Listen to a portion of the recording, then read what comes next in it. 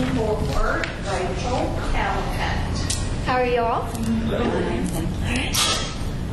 Rachel, I see that your platform is on respecting the disabled. Yes, ma'am.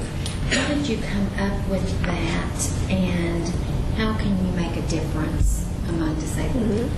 Well, there's mainly two reasons, but first off, my grandmother is diagnosed with MS, and so I've seen how people treat her with her. She's in a wheelchair, and so she's got to the point where she didn't even want to go out in public anymore because you'd hear whispers or, Mom, why is she in a wheelchair?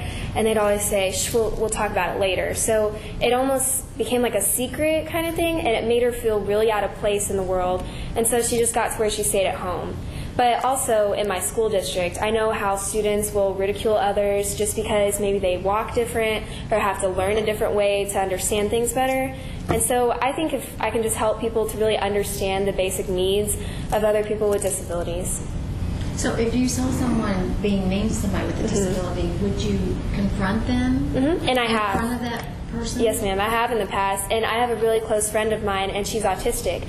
And I know that people will, like, for instance, when they talk to her, they talk really slow and make sure that they know what they're talking about. And the fact of the matter is she's probably smarter than I am, and she understands. It just maybe doesn't look like she knows what you're talking about. But what skills would someone need to possess in order to motivate others? Some qualities.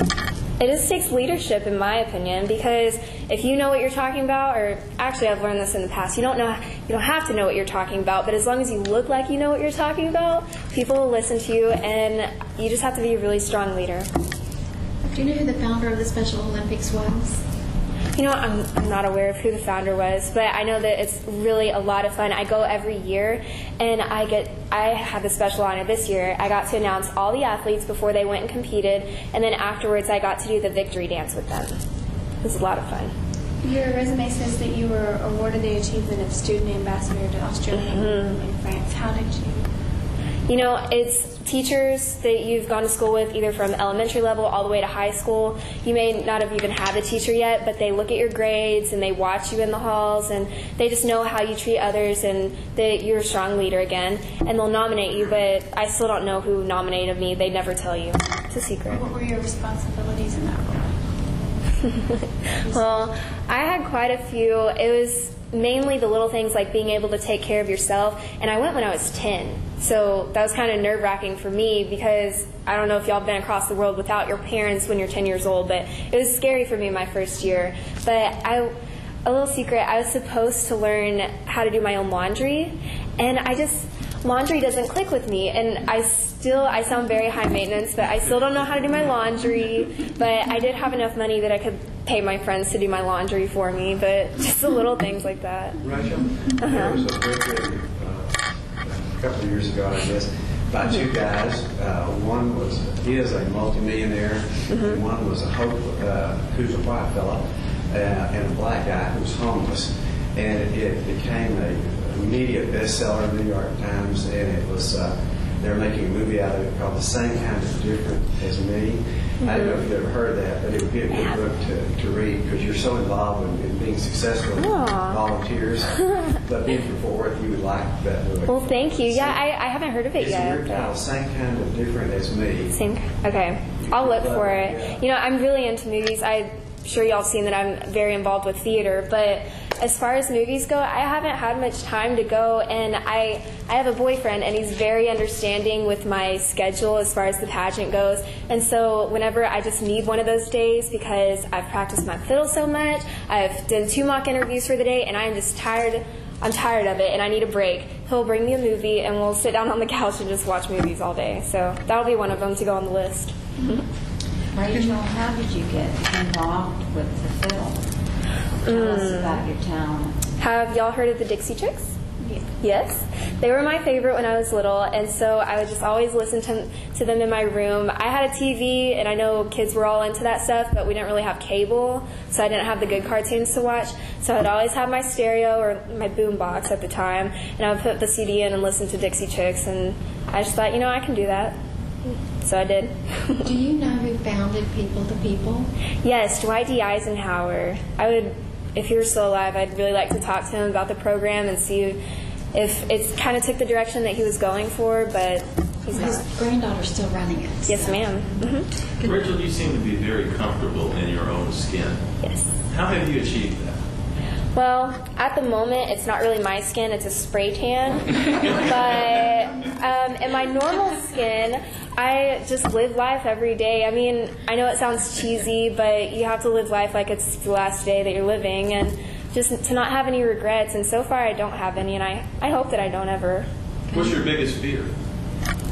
My biggest fear would probably be drowning or suffocating, just not being able to breathe.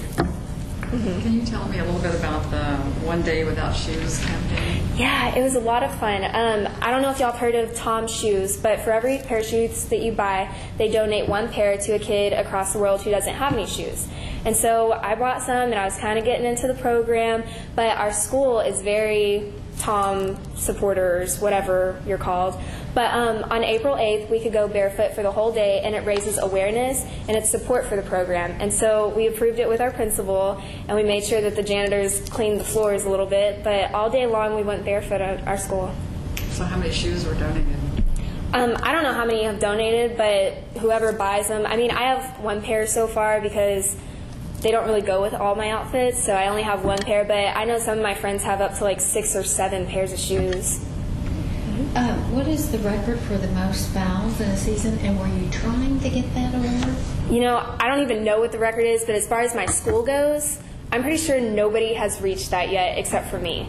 And I found out 3 times this season, but I mean, I'm not a mean person. I hope y'all can tell that I'm nice, but whenever I'm on the court and I'm in my uniform, I kind of become a different person. And I'm sure you know, but you have your basketball shoes on, and when you see other people, you have no friends on the court. So I was mean.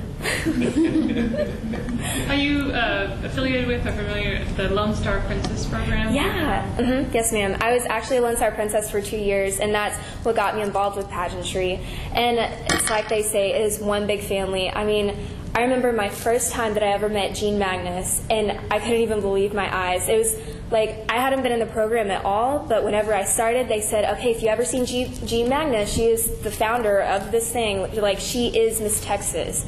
And so as soon as I saw her, I was just staring, just in awe. Like, I can't believe I'm here.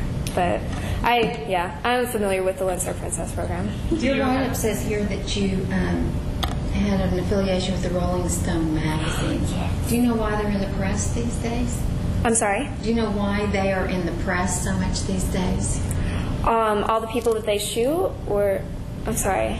They just had an editor who was involved with writing about the McChrystal, one of our generals. Right. And it caused him to lose his career. So. Right. I was familiar with that. Honestly, if you're going to talk to somebody or to a reporter, you need to be smart about your words. I mean, if I were out at a job, I wouldn't be bashing my boss for other people to report. I mean, I don't want to lose my job, but I don't think it was the reporter's fault at all. But as far as meeting the guy who took the pictures, his name's Mark Austin, and he was really, really awesome. There's something nowadays, it's called Bonnaroo, and it's kind of like a modern-day Woodstock, and there were so many bands there, and I really wish I could have gone, but I found out like the day before it was happening. But I plan on going next year, and he told me all about the bands and artists he got to see. Rachel, thank you so much. We've enjoyed meeting you. Thank you. Is it over? All right, thanks. Bye.